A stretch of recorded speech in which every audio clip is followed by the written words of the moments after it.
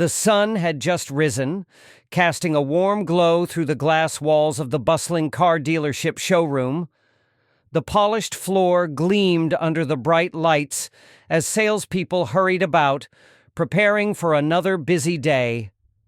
Amid the activity, a janitor quietly pushed his mop bucket across the floor, blending into the background. His steady movements went unnoticed by most, except for the sharp-eyed manager, who watched him closely from across the room. There was an unusual tension in the air, a feeling that something unexpected was about to unfold within these walls. The janitor wore simple navy coveralls and moved with a calm, purposeful grace. To anyone watching, he seemed like just another humble worker, unseen and unremarkable. But beneath that modest appearance was Marcus Reed, a man with a secret.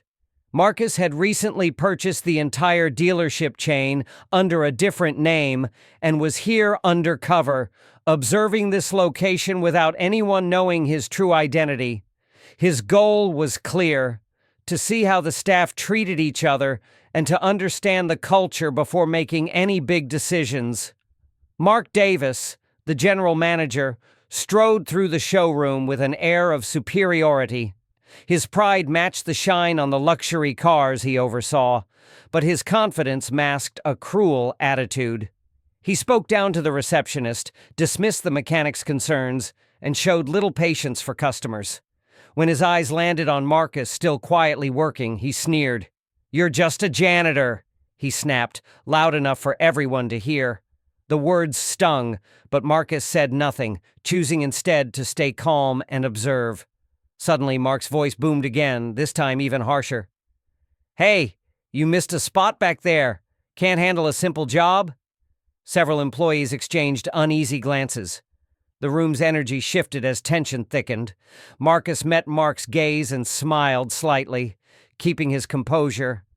No one knew what was coming next, but the air was charged with suspense, as if the quiet janitor held a secret that would soon change everything.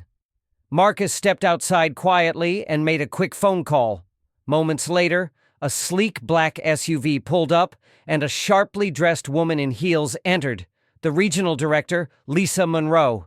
She immediately called for everyone to gather in the showroom. Mark smirked, confident this was just routine.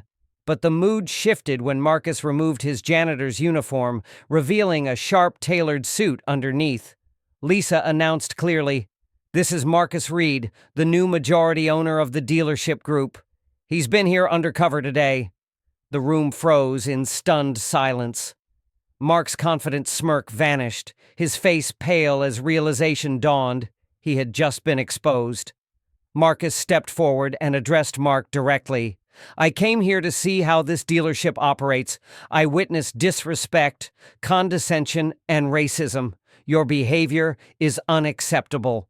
The room was silent as Marcus declared, "You are relieved of your duties, effective immediately."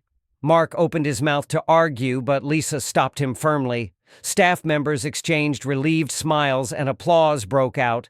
The long overdue justice had finally arrived, and the weight of arrogance was lifted from the room.